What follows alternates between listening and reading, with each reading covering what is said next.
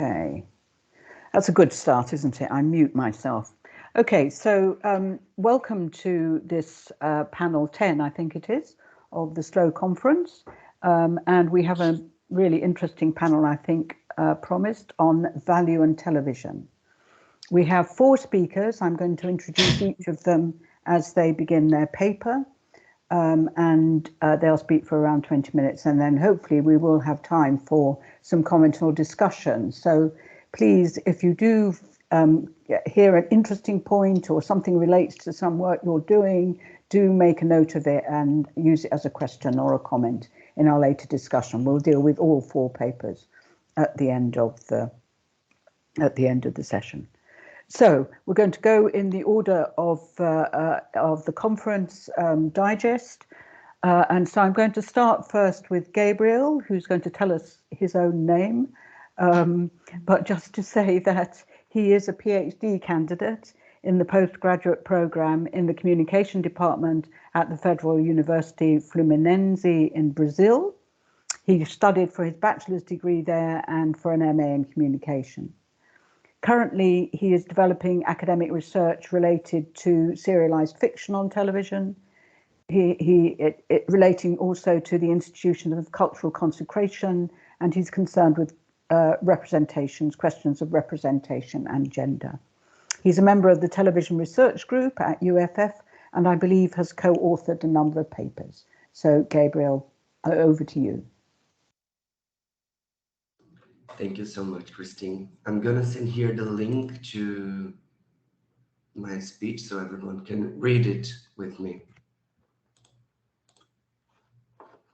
So I'm Gabriel Ferreirinho from Universidade Federal Fluminense in Brazil. I'm going to talk about how to make or define quality and prestigious TV. When it comes to television, the symbolic relations behind the definition of quality and prestige present particular complexities to its modes of production and consumption. After all, television was historically associated with mass consumption and had its commercial aspect emphasized so that its productions, seen as focused only on the commercial aspect, emphasized so that its productions on entertainment.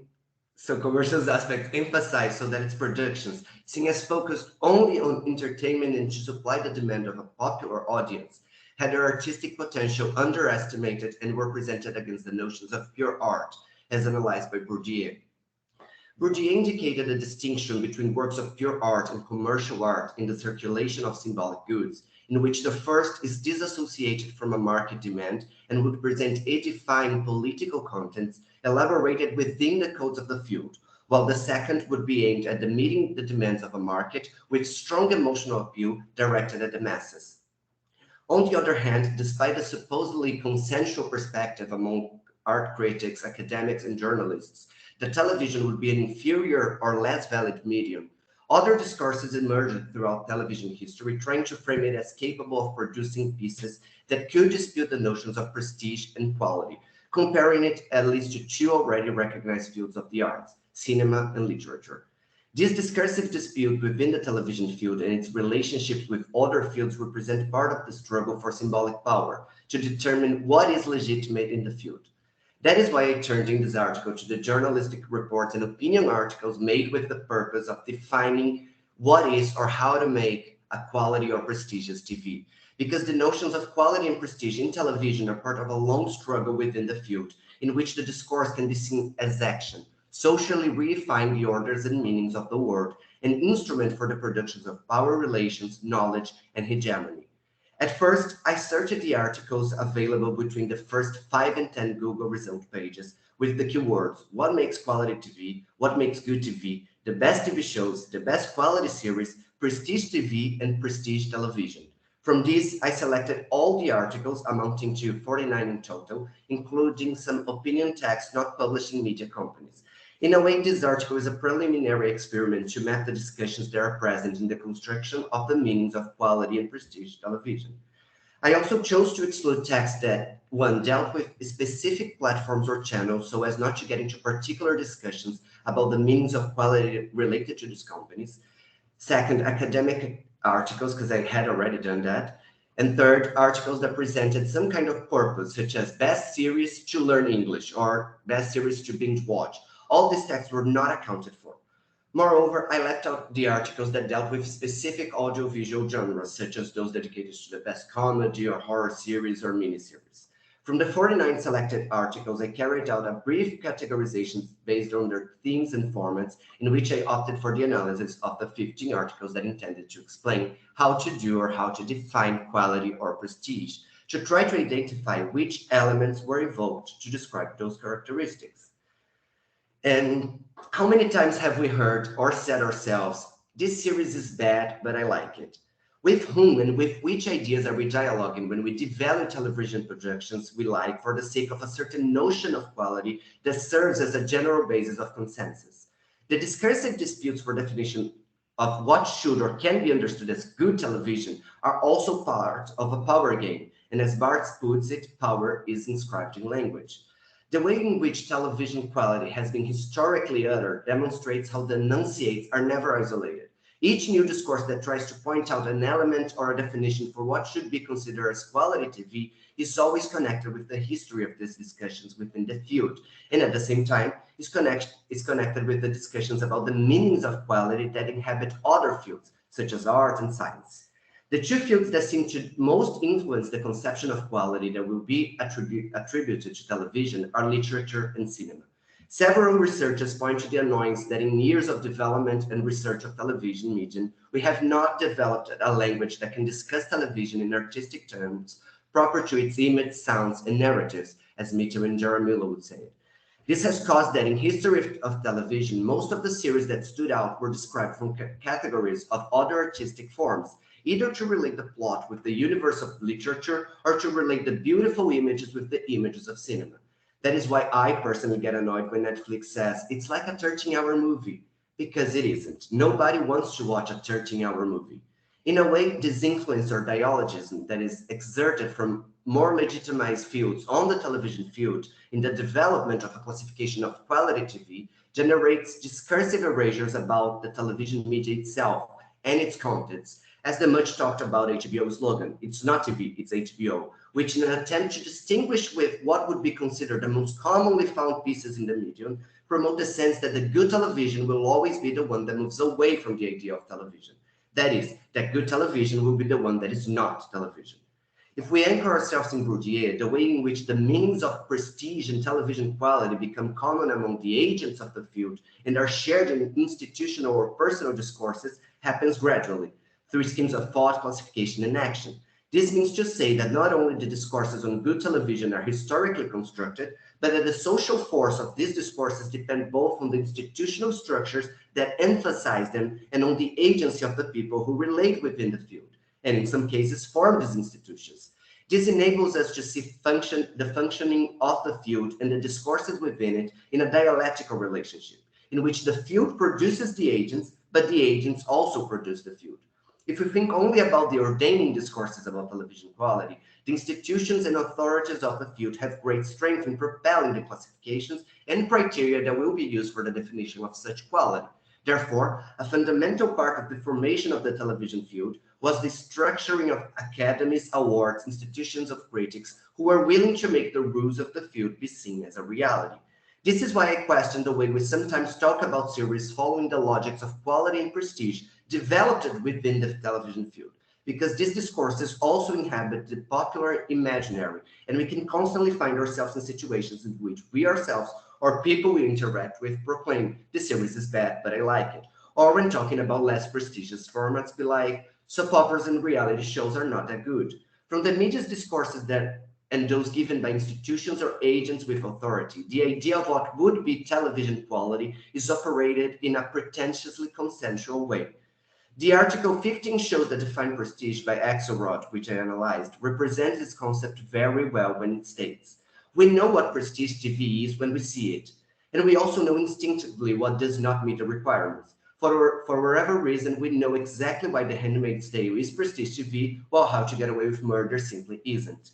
That said, what then are the elements summoned by contemporary discourses that attempt to define television quality and prestige? In a text from the Q&A website Quora, Rebecca Metz described prestige series in topics that exemplify well 5 recurrent categories in text that propose to define television quality and prestige.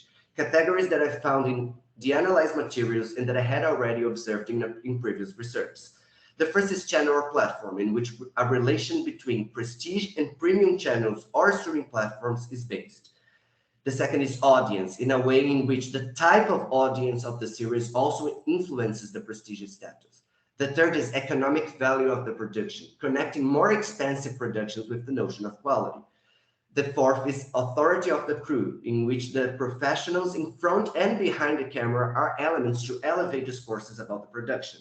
And the fifth is narrative, a more complex category in which both issues of complex narrative, as opposed to procedural series, and controversial or serious themes are triggered, as well as issues of representation, such as race and gender identity. To these categories, I noticed the emergence of 2 more. There are trends in the analyzed text. Innovation, which includes discourse on televisuality, technique, and creative freedom, and awards, in which relevant awards in television culture are discursively triggered to elaborate the prestige of certain productions. Said that, it is possible to briefly go into how each one of them is constituted within the discourses related to the ways of making and defining quality or prestigious television. However, due to time in this work, I'll focus only on 4 categories. The relationship between cable channels and TV series perceived as distinct, with superior quality to that found in other common productions of the medium, began in the 80s. However, it is possible to notice in the discourses that this argument was more prominently segmented from the series released in the late 90s and early 2000s. In a text that proposes to think prestige TV contemporarily, for example, Weeks explains that the term was intended to highlight television series that had been elevated to the cable channel series, such as The Sopranos, Mad Men, and Breaking Bad. Later in her article, while suggesting that this type of productions is expanding to other television companies, the author suggests that it's the streaming platforms that are also participating, leaving out the broadcast channels that are more easily rejected from this pantheon of distinction. On the other hand, the simple fact of being a cable channel does not guarantee this seal of prestige definitively. A curious issue is the way in which the dispute for the alias of television quality is fought by specific channels that tend to try to move away from the idea of television, as put by the text published on CelebMix's website. I quote, "It seems the broadcasters we consider as quality TV are narratively challenging television and not wanting to look like television, but something else. Like HBO with It's Not TV, It's HBO, FX, There Is No Box, and AMC, something more. It is possible to realize that part of the construction of some cable channels as bearers of exceptional qualities is also associated with the notion of innovation and the act of challenging the TV series scenario. However, this relationship is established in a dialectical way in which both a company can, in a certain way, lend its status to its productions, and certain productions work to consolidate the company's prestige. Axelrod presents in his text for the website Fansided some examples of works that serve to position new television companies, mainly in streaming service, in the pantheon of prestige TV, as The Handmaid's Tale was able to do for the Hulu platform and Transparent did for Amazon Prime Video. The author even comments on how, in the second case, the series stopped being one of the platform's main productions, but it's the one that allowed them to ascend to their current status as a potential prestige TV destination. Moreover, a comment by Samir Katkar on Quora offers a clue by relating quality with the freedom to touch on certain issues, such as nudity and swearing, and by commenting that these prestige series are being able to generate changes in series from other channels, such as basic cable, that have started introducing more daring elements in their quality series than what was common to television. When it comes to audiences, the discourses that elaborate the relationship between prestige, quality, and audience carry very fruitful elements for the questions of the television field. Also because many discussions about the distinction in the fields of art are guided by the notions of pure art and commercial art identified by Bourdieu, and that do not apply in a homologous way to the field of contemporary US serialized fiction. For example, Axelrod acknowledges that it's quite possible that HBO's impressive catalog of prestige TV would have never seen the light of day if it wasn't for The Sopranos becoming the commercial and critical darling it was, listing the commercial and artistic aspects side by side. When talking about The Americans, Axelrod also complexifies the way in which a series can achieve the status of prestige by saying that, although it was snubbed many times by the Emmy Awards, it managed to reach the pantheon of quality productions due to the almost universal adoration of critics and a structured fan base.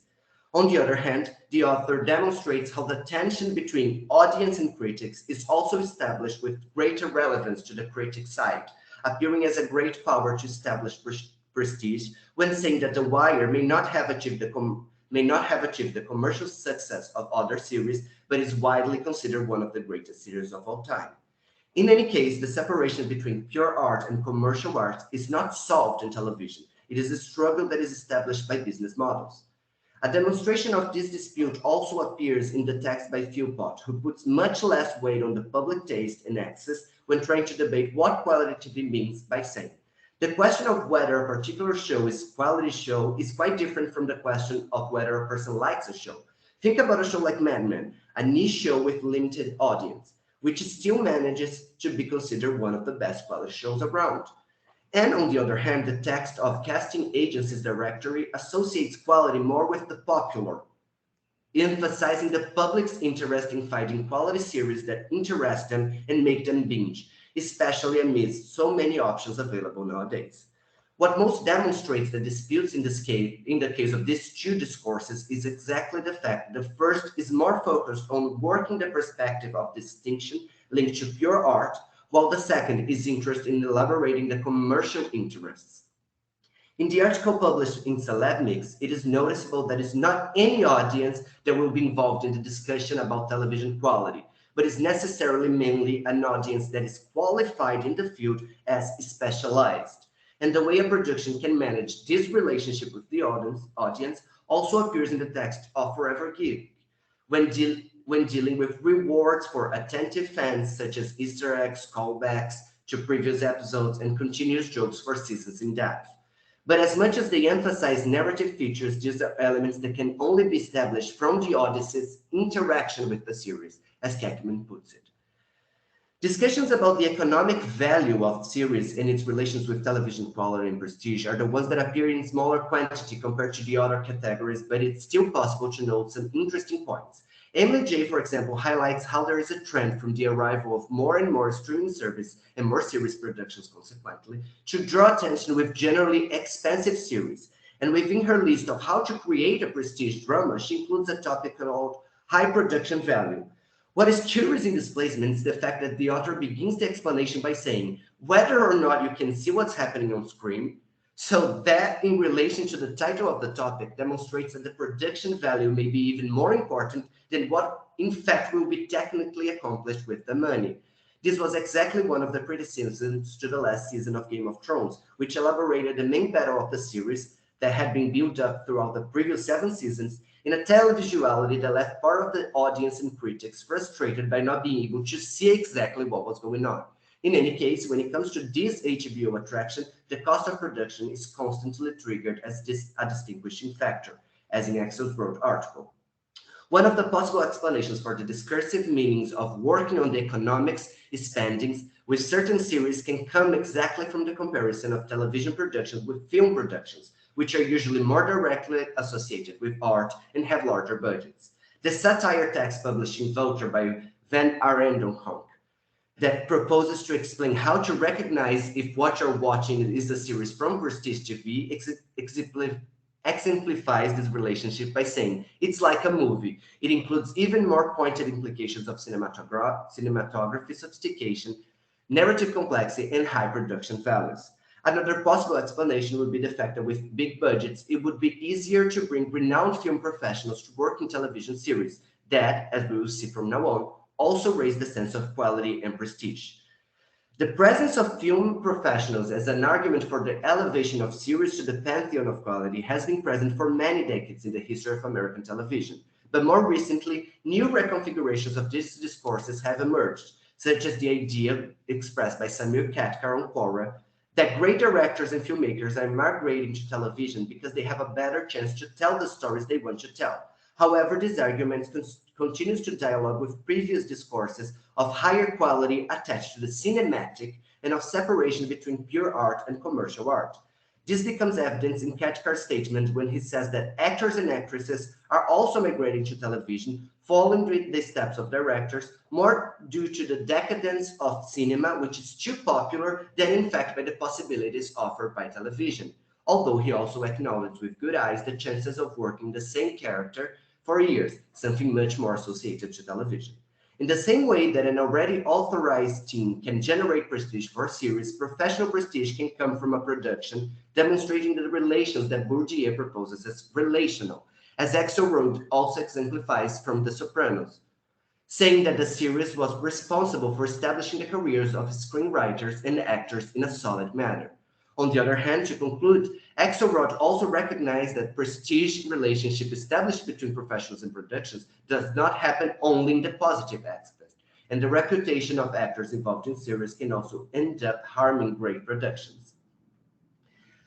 For my final considerations, I would like to say that as much as methodologically it was possible to find some categories to elaborate the discourses about the way of defining or making quality TV and prestige TV, these categories correlate, and often the discourses mix and tense these elements in their arguments.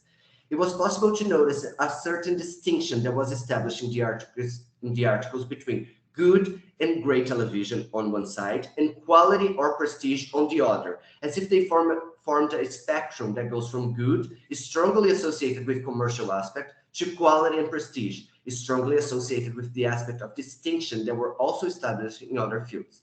And there are three final observations that are valid to point out. The first is the searches with the keywords "what makes quality TV" and "prestige television" resulted in a higher number of articles coming from academic texts, which may indicate how the nomenclature is still more used among television and audiovisual scholars. The second is that many results pointed to the technical quality of the television set. And the third is something that draws my attention, is that the results for searches that involved quality TV and best TV shows delivered more articles focused on Netflix series, while searches that include prestige delivered more articles that cited HBO. That's it. I'm sorry I couldn't express myself better, and for all the chops I had to make to fit all this in 20 minutes. And thank you all so much, for real. Well, thank you very much. That was a great start, and I think you're trying to find out what precisely is meant by prestige and quality is a really useful exercise for the panel. So thank you. So we will come back to you in questions, but now we will move on to our next speaker, which is Brett, who I think has a PowerPoint that Elke is putting up. Great. Okay. So our next speaker is indeed Brett Mills, who's a visiting professor of media at Edge Hill University and previously at the University of East Anglia, where he's an honorary professor of media and cultural studies. He is very well known for his work on animals in media, which has been published in a wide variety of journals, as well as in his book, Animals on Television, The Cultural Making of the Non-Human. He has published extensively on television sitcoms and has had a long-standing concern with the kind of television which we academics tend not to discuss. Thank you very much, Brett. Thank you, Christine, for that introduction. And yeah, as Christine just said then, we couldn't get my screen to share, so Elke's doing the PowerPoint for me. So thanks, Elke. But that also means I'm going to keep shouting, "Next slide, please," Elke, throughout all of this. So apologies to everyone if that's disruptive to this talk. Okay, so today I'm talking about cheap television, and this connects very neatly to what Gabriel. Excuse me, sorry, Brett. The only problem that I have when I slide share is I can't let people in. So can someone else do that for me, please? Can I do that? You should be able to. There you go. I've let someone in. I've just let someone in. Okay. I can do that. So you don't have to think about it, Brett. I can do it. Don't worry. Okay, let's all let everybody in. All right.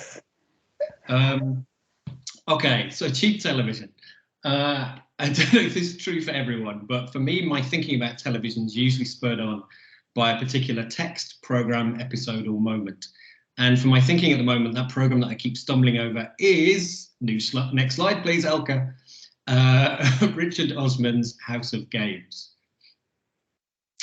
If you don't know it, it's a UK show in which 4 celebrities compete in a series of quiz rounds. The programme's stripped across the week, broadcast on BBC 2 at 6 PM, Monday to Friday, with the 4 contestants constant across the week, with a daily prize for the winner plus a weekly prize for the best player across the week. So first off, I have to acknowledge that I'm a fan of quiz shows generally, but I really love House of Games. However, the aim of this talk is not to spend 15 minutes telling you why I love it. Instead, I find it fascinating because it is to respond to this conference's theme, an outlier relative to where much of the debate about television, perhaps in academia, but certainly in journalism and certainly in politics, broader politics sits. There, the focus appears overwhelmingly on drama, especially that which gets called, as Gabriel has just outlined, and excuse me if an exasperated and angry tone comes into my voice here, quality. I'm going to be careful here because I was rebuked at this very conference last year when I raised concerns that the quality debate seems to be the black hole around which television studies orbits. That said, I think it's not controversial to note that if I want to draw on previous work as a way of giving me structure to think about, House of Games, for example, there's not as much as there is for some other genres, such as drama. The next slide, please, Elka. One place I could go to is Sue Holmes's book, The Quiz Show, where she says, when debates about quality in television studies have been entertained, the quiz show has been positioned as beyond the pale. Why is this the case? There's lots of reasons, but one of them I argue is that quiz shows are understood as cheap. And this gets me to the concept I'm exploring in this talk. So the next slide, please, Elka. Cheapness and cheap TV. So with that in mind, this is the structure of the talk, moving from the ways we can apply the word cheap to television to the debate about the value in doing so. And it's important I make clear at the outset, I don't mean the word cheap negatively. It is, as I'll go on to show, a term that usually, but not always, has a negative connotation, or at least it usually lacks a positive connotation. I don't imagine that many people working in television would take it as a compliment if someone said their programme looked cheap. However, I'm wondering if there are things television can do only if it's cheap. Perhaps cheapness enables particular kinds of television that are rendered illegitimate or problematic elsewhere. And in that sense, it might be the case that I'm here with the goal of reclaiming the cheap. So part 1 and the next slide, please, Elka, is cheap. So one of the ways we could start thinking about cheap television is by taking the word literally as a straightforward indicator of financial cost. So next slide, Elka, please. This is an extract from the BBC's tariff ranges, which outlines the amounts the BBC will typically pay independent production companies for programmes calculated as an amount per hour. You'll see that these are structured around genre, with different tariffs allocated for comedy, entertainment, and so on. This indicates a significant industrial assumption that cost is predicated on genre, and according to the BBC, this is how it should be. You will see in the middle column that cost is also related to channel and schedule. It might be no surprise that a comedy on primetime BBC One featuring a household name is allocated a larger budget than one on BBC 3 or 4 featuring relative unknowns. Significantly, the programme that I'm taking as my starting point, Richard Osman's House of Games, is cheap, is that it sits in a category literally defined by its cost. It's called low cost entertainment, from £20,000 to £130,000 per hour. Indeed, it's the fact that it's cheap and able to fill a large amount of scheduling that's likely one of the reasons it got commissioned. But I also want to note an oddity here. The highest figure on this list is for premium entertainment, up to £750,000 per hour. This would include a programme such as, if you could click Elka please, Strictly Come Dancing, or known in other countries as Dancing with the Stars, which I think is far more likely to be culturally categorised as cheap than, say, premium drama, which according to these tariffs is actually financially cheaper. But this is not surprising, for how the term cheap is used in an everyday sense is not dependent on knowledge of actual production costs. That cheapness as a cultural and financial term has meaning in industrial contexts can be seen in UK tax law via the, next slide please, UK's high-end television tax relief. This gives tax relief to programmes based on cost, If your programme costs more than £1 million an hour to make, you get the tax break. Yet the programmes eligible for this tax break do not align with the BBC tariffs I just outlined. It only applies to scripted material, such as drama and comedy. So what may often be the most expensive form of programming, primetime Saturday night entertainment such as Strictly Come Dancing, is ineligible for this tax relief, irrespective of its cost. Tax breaks go to certain kinds of television, meaning that even if Strictly isn't cheap, the tax system treats it as if it is. Next slide, please. So part 2 is on, is read as cheap? So this leads to the second part of the talk, which concerns what's read as cheap. It's productive here to return to one of the earliest engagements with notions of quality in television, Charlotte Brusden's Problems with Quality from 1990. Here, Brunsden takes as an example what were unarguably understood as quality television at the time, the 2 drama series Brideshead Revisited and A Jewel in the Crown. Next slide, please. And here, Brunsden says, both these series cost a lot, and as importantly, they looked as if they cost a lot. In doing so, she helpfully indicates that there's not much point in being expensive television if that's not in some way evident to an audience. However, how this is signalled is deeply cultural. Next slide, please. Where Brunsden says the money was spent according to upper middle class taste codes. By this argument, such television has to negotiate the desire to flaunt its expensiveness, precisely because expense displayed too excessively is itself an indicator of cheapness. Brunsden here sees the genre of period drama, which both programmes here sit within, as often aligned with expense-related ideas of quality. And it's useful to contrast here, next slide, James Leggett's analysis of a very different historical programme, where he describes series 2 to 4 of Blackadder as having cheap-looking sets, distinguishing them from the glossy, expensive style expected of historical drama. This is not intended as a criticism by Leggett, I don't think. He's making a point about genre. But note here the importance of cheap looking. This is an aesthetic statement, not a financial one. It's possible to say something looks cheap, and this may or may not have any direct relationship to the actual cheapness of production. Now, aesthetics, of course, are not static, and that which might have once not been understood as cheap can later become so. Pretty much all television from a few decades ago often looks cheap given changes in technology, but perceptions of cheapness can also be a consequence of aesthetics becoming commonplace. So, next slide, Karen Lurie, in looking at the 1980s epitome of glossy, expensive television, Dallas and Dynasty, notes that as their visual style became more common, what had previously seemed luxurious and expensive, the saturated, glossy look, actually began to seem cheap. In these ways, aesthetics can become associated with cheapness through their repetition. The cheap is thus mundane and ordinary, even if this is a consequence of the success of what had hitherto been seen as luxurious and expensive. Next slide, please. So, part 3, cheap aesthetics. So now, having traversed some of the ways in which cheapness can and has been understood, let's return to House of Games and think about how we might understand its aesthetics as cheap. First off, I should note that while I'm saying cheap, I'm not indicating ridiculously badly cheap.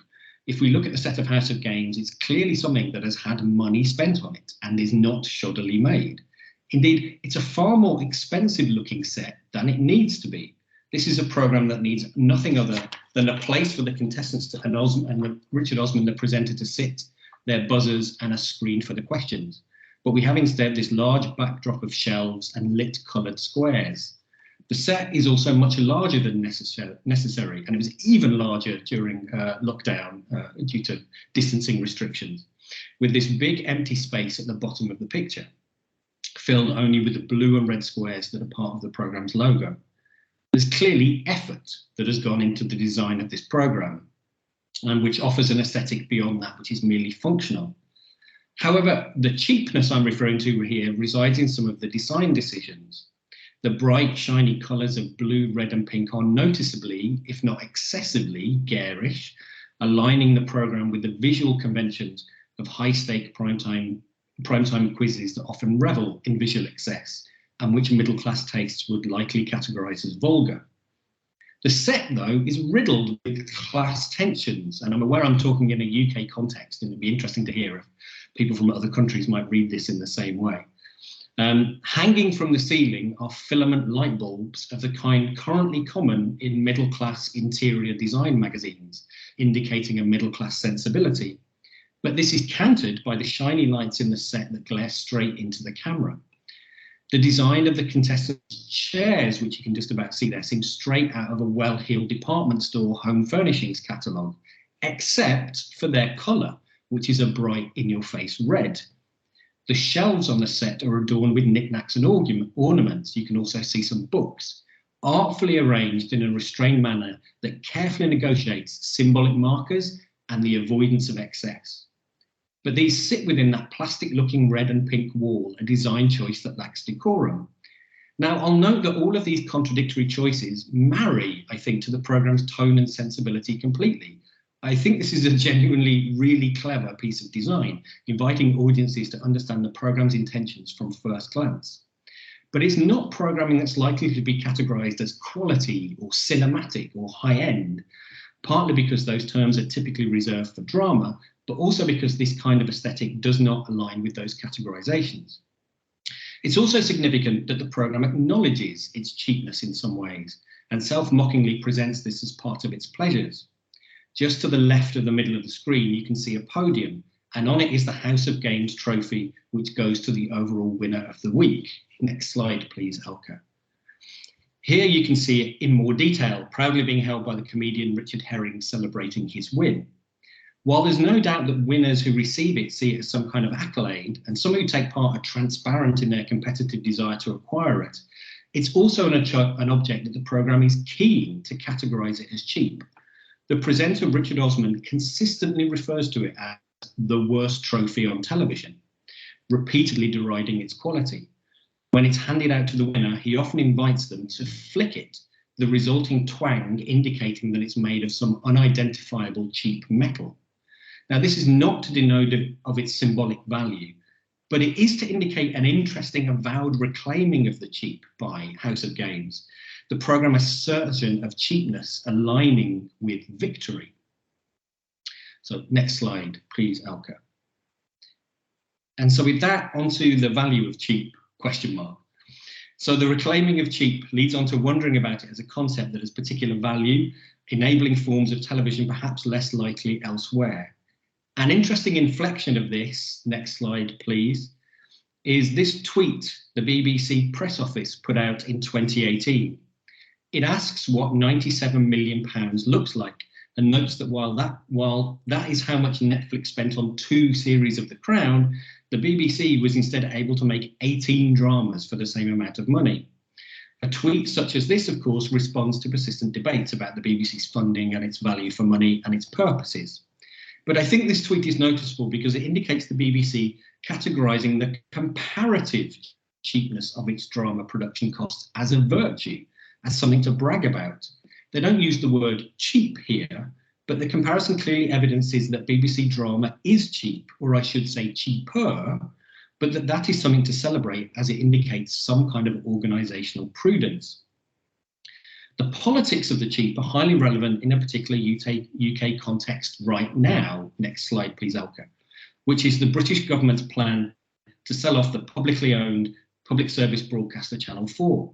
This channel, with a remit to cater for minority tastes and audiences, is funded by commercials but publicly owned.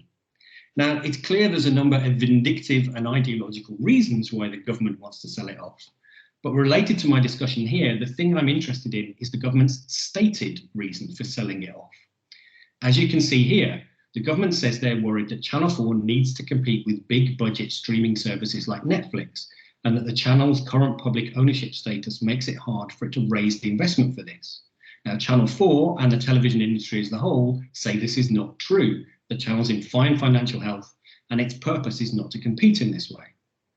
The point I'm making here is that the normalisation of the idea that the TV should not look cheap, that glossy Netflix-style programmes are what good, in inverted commas, TV is, enables the UK government to present their financial rationale for privatisation as common sense. If the public debate about TV acknowledged the value of a wider range of aesthetics, such as those as cheap TV, the government's argue here, based entirely on finances, would not be possible. So for Channel 4 right now, fighting for its life, and for audiences that Channel aims to serve, and for the idea of public service broadcasting, it's important that expensive Netflix-style television is not the only kind of broadcasting that is deemed of value. And next slide, please.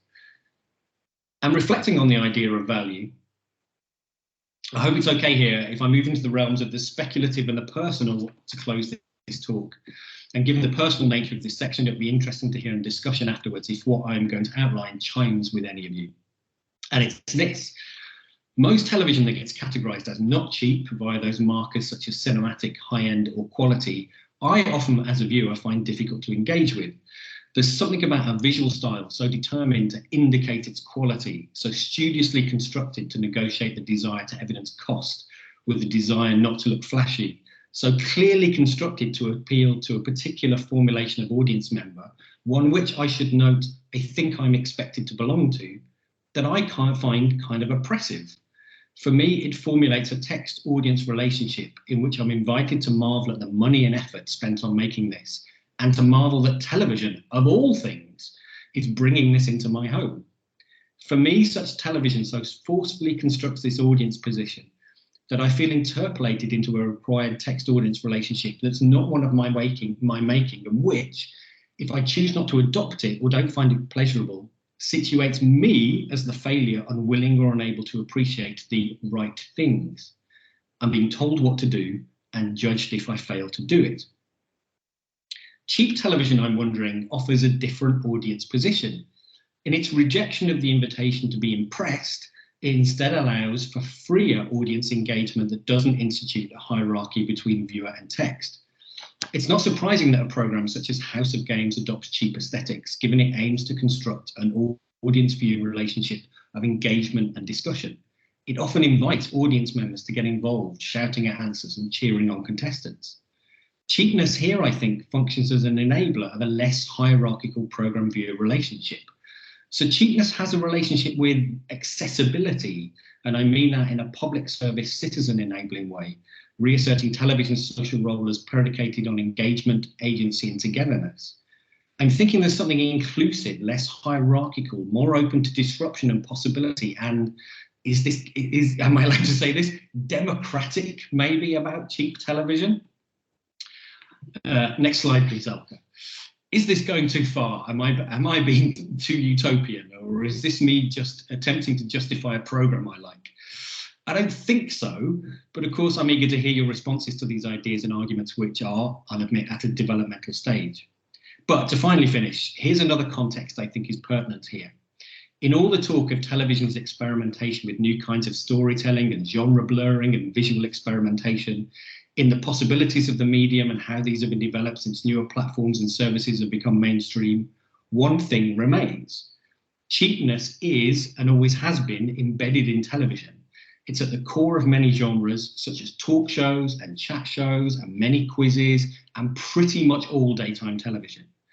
And given these genres constitute vast swathes of broadcasting, this might point to something central to television as a medium, and therefore essential to television studies' goal of understanding it.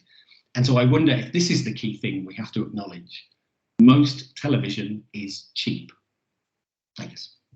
Okay. And thank you, Elka. Yes, thank you, Elka, and thank you very much, Brett, for putting another term into our discussion this afternoon.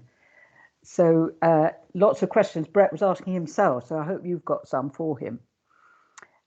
Now we'll move on to our third speaker, and that's Kathy Johnson. Okay.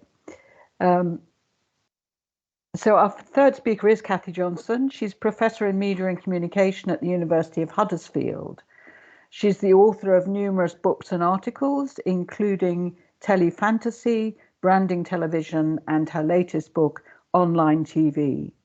She frequently works with the industry, and she's advised the department which covers culture and media for the British government. She's currently leading a study which examines people's changing viewing habits, which I think we're going to hear a bit about today. And she is co-leader of the Yorkshire Film and Television Studies Innovation Lab. So thank you, Kathy. Thank you so much, Christine, and some really interesting papers. I'm going to be picking up on some of those themes as well. And I also wanted to start with an apology that I haven't been to any of the conference so far, but I've been on holiday. So I just got back. It's my first day back at work, so it's a lovely way to start the return to work. So as Christine said, I'm going to be talking about a project that we've been doing at the University of Huddersfield, myself with a number of colleagues, called the Roots to Content project. So this is an ongoing project that we started in 2019. And the fundamental question that's driving the project is, how do people find and choose TV content to watch? But we're thinking about that question, I think, in relation to a sort of broader question about how people's TV viewing practices are embedded into their everyday and mediated lives. We define television as any audiovisual content that includes movies, TV programs, but also short form content, online video content, streamed games, those sorts of things, viewed on small screens such as TV sets, tablets, computers and mobile phones. So that includes watching through TV channels, watching through on-demand services and video sharing services like Twitch or YouTube. The research that we've done up till now has been focused on the UK context, but we are currently in discussions to develop an international network to internationalise the research. And all of the research has been published so far in a set of industry reports, which you can find on our website, but we are currently working these up into journal articles as well. So there's been 3 waves of the project. The first wave was in the summer of 2019, where we conducted hour-long semi-structured interviews with 30 UK adults in their homes. Can you believe it? When COVID hit, we had an opportunity to return to 28 of the same participants for follow-on hour-long semi-structured interviews. So that was in May 2020. And in the UK context, that was when the very, very stringent lockdown restrictions were just being lifted, and we were starting to be able to meet a few other people outside. So we were still very, very restricted, but we're just being sort of released from our homes in tentative ways. And so all of those were conducted via Skype or Zoom or phone. And then the third wave of the research we conducted last summer in May 2021, and that was a quantitative survey of just under 1,500 UK adults. I'm going to be focusing today on the second wave of research, but that is comparative. So we're going to be referring back to the first wave as we compare how people's habits changed. So the context for UK television viewing during lockdown has been sort of set up and established in some quantitative research done by Ofcom. So Ofcom released a report in August 2020 about lockdown, talking about how it led to a rise in television viewing in general, but particularly to subscription video on demand services, where viewing of those had doubled, and more than half of people said they were going to carry on watching them for about the same amount of time post lockdown. In their Media Nations report in 2021, which is looking at all of the data through all of 2020, they noted that audiovisual viewing for UK adults went up across the board to all sorts of television, so linear television, public service broadcasting, cable channels, satellite channels, and subscription video on demand. But it was subscription video on demand services that saw the greatest increase, and an increase that carried over to the latter part of 2020. Oh, I seem to have leapt ahead, sorry, on my thing. There we go. So these industry research is useful for providing us with an understanding of what audiences are doing. But our research starts from a position that we share with Turner, that we need to move beyond the assumption that this kind of industry research tells us everything that we need to know. And in particular, we've been very much shaped by calls by the likes of Livingston that we need to situate audience behaviour within the context of people's everyday lives and the meanings that they find in relation to that. And much like Gray talks about here, we've been very much inspired by a desire to return to some earlier questions around the politics of the household and television viewing in the context of the politics of the household. And while Gray makes a distinction here between the politics of the sitting room and the politics of the Netflix account, I think our approach is to think about the politics of the Netflix account as being part and parcel of the politics of the sitting room and the politics of all kinds of other mediated encounters. Kathy, I've lost your screen. I don't know whether other people have. Can people see? I can see the screen. Oh, right. Okay, that's fine. Fine. I'm sorry, Christine. Good. No, that's okay. Don't worry. Okay. So there's been a growing body of work on television audiences, but much of that work on contemporary TV audiences, and particularly the empirical research on contemporary media audiences, has tended to focus specifically on streaming services and typically with an emphasis on tech-savvy and heavy users. So we've noticed two significant gaps that we're keen to address in our research. One, there's less focus on everyday practices through which viewers make decisions about what to watch. And we're really driven here by Lull's work in the early 80s that was really interested in decision making and choice. And there's been much less focus on streaming as part of a wider set of viewing practices and on light and non-tech savvy users. So initially, in terms of our methodology, we interviewed people in their homes and we asked them to show us how they typically find and discover content to watch.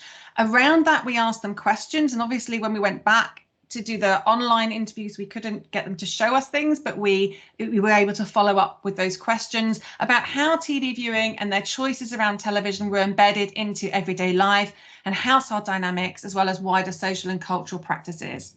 We also used an agency to recruit our participants, which ensured that we recruited across demographics, but also recruited participants with varying levels of access to TV technology and services, and with varying levels of interest in watching TV, so light viewers as well as heavy viewers. And one of the key things that we noticed was a significant shift in the way that people valued television.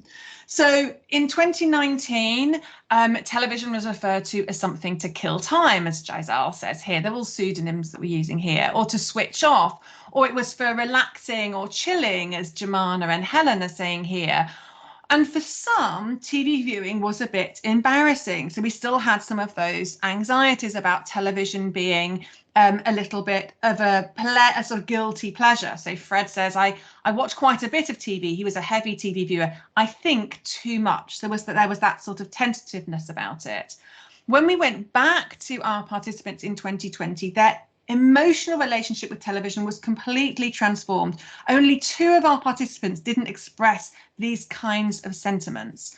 And it's important that television was understood not just as a sort of functional replacement for lost activities, but it was an emotional role that it was playing in managing stress and anxiety. So the kind of language that I have on the slide here of television being a savior, a therapist, a sanity checker, a lifesaver, being mentally good for you, or David's really understated, I think it's very important actually. These statements were really across almost all of our sample. And we dug in, to give you an example of this, I'm going to just use one person, Jemana, who was a working class, middle-aged Asian woman. Before, when we went to see her in 2019, she was a really light TV viewer. She almost never watched television on the TV set in the living room. What she tended to do was to watch British and Pakistani soaps on her phone in bed at the end of the day. And generally, she thought of television viewing as a bit of a waste of time. She was a very busy woman. She says, I'm not much of a TV person. I don't really sit here and put the TV on and think, oh, I'm going to watch something and spend hours on the TV. Pointing at the television, she says, if that TV wasn't there, I wouldn't miss it. When we went back to Jemana in 2020, her relationship with television had transformed. She was living at home with her husband and 2 grown-up children. And every evening, the children gathered the parents into the living room and they watched quiz shows together and documentaries. And then the sons found Bollywood movies for her on Netflix, and it brought them together as a family. And this revealed content that she didn't know was even available. So in Jemana's own words, she says, we started watching Who Wants to Be a Millionaire. We'd watch it and everybody would answer the questions and see who would win. So we started watching TV, which we never did. TV's giving family time. You're sitting there, you're engaged engaging in stuff, you're talking about stuff. If it wasn't there, you wouldn't have that to discuss, would you? I think in the lockdown, TV is playing a major role. So it's this social glue as well. And TV became so indispensable that she does this rather amazing thing. She says, because we've been watching that much TV, we decided to mount the TV on the wall. So from something in the corner that she says I'd quite happily get rid of, she says, because we're going to watch it, it's going to be mounted on the wall. It's going to go where my MBE was. So she takes the MBE off the wall and replaces it with her television. What a transformation.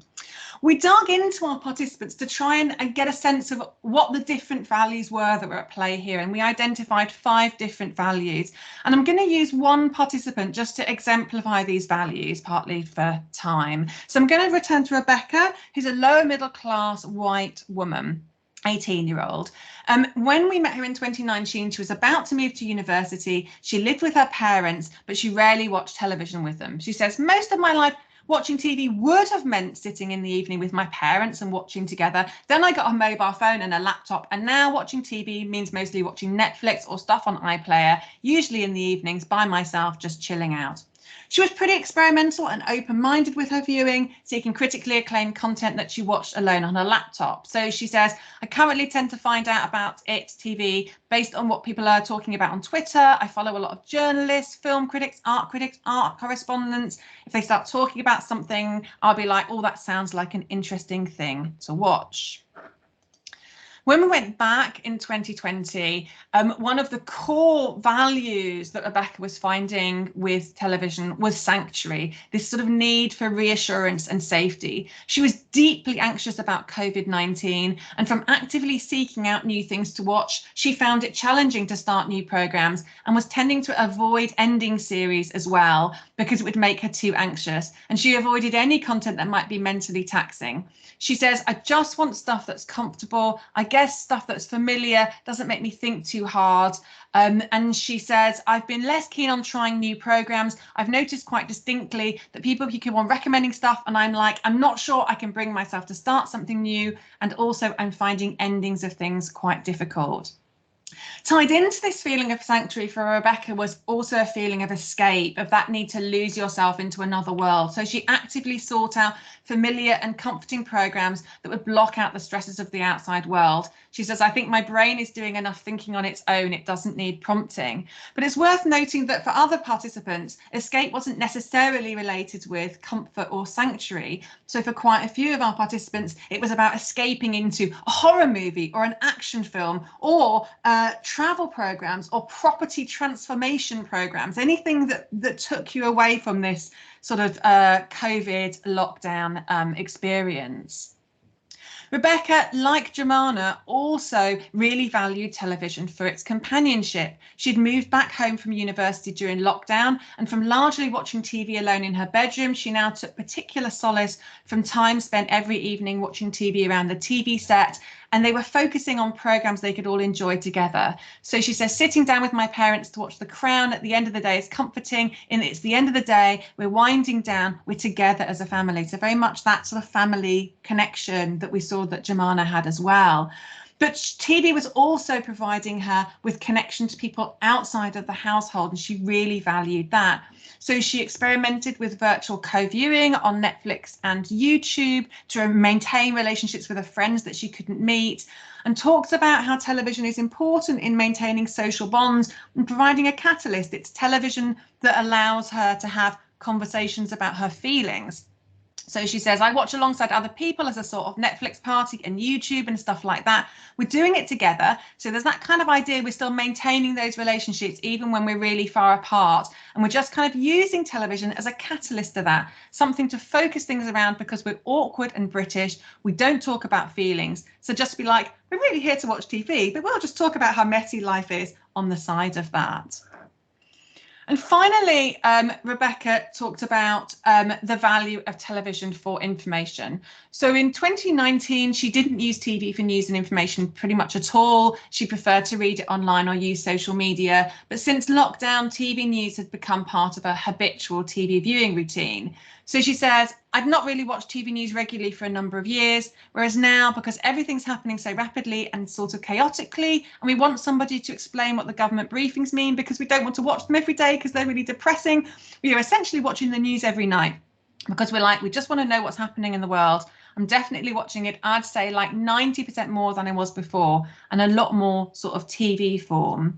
Now, this was very common in our participants. Almost all of our participants talked about watching TV news much, much more than they did before. It was strongly associated with public service broadcasting and the BBC in particular. However, unlike Rebecca, a number of our participants described reducing their TV news consumption as lockdown progressed because they found it increased their levels of stress and anxiety. So Natalie said, I found out about bits of news because my husband still watches it, but he won't put it on when we're having tea because I end up crying. And a number of our participants adopted strategies to regulate their news consumption. So Helen here talks about watching This Morning instead because it keeps her updated, but in a more comforting way than the news, and how she's watching less news than she did before COVID happened. And Thomas adopted a strategy that a number of our participants did about watching news on YouTube, because you can just look at 5-minute extracts, and then if you don't want to play the next one, you can just skip or stop it altogether.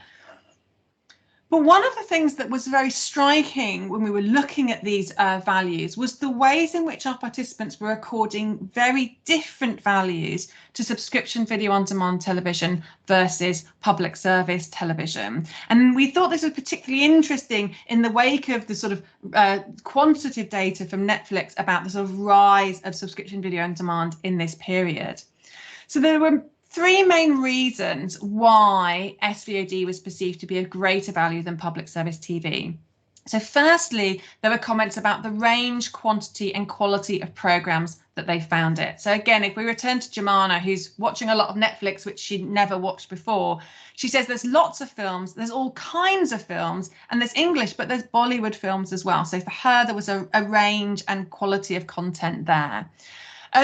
Also, our participants talked about the ability for SVODs to make content easy to find, but also to make content easy to avoid. So you could avoid the scary things you didn't want to watch. And Ruth sort of exemplifies it here, where she's saying that if I'm not going to be able to, I know that if I can't find what I want to watch on Netflix, I'm not going to be able to find it anywhere. If it's going to be anywhere, it's going to be there. But the other reason for this was to do with perceptions about the disruptions to television production affecting public service TV, and in particular linear television, in ways that were not affecting or not seen to be affecting streaming television. So Jared says the BBC can only do reruns at the moment. They can't present anything new.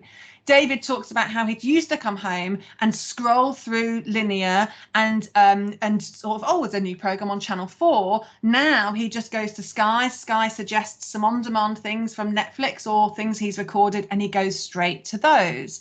Or Randall used to watch a lot of soaps. He was a massive soap viewer, and suddenly the number of soaps was reduced, so they weren't on every night, and instead he's going to Netflix and watching more films than he used to do.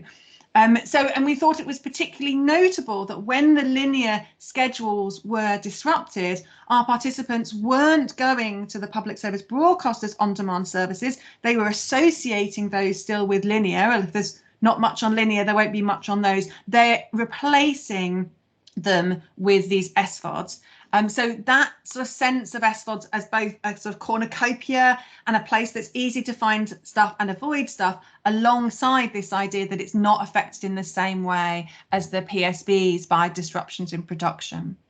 So in conclusion, one of the things that we found was that in general, the value of TV that our participants accorded to TV massively increased, not just because there was little else to do, but because television was fulfilling these sort of key needs and values around sanctuary, companionship, connection, escape and information.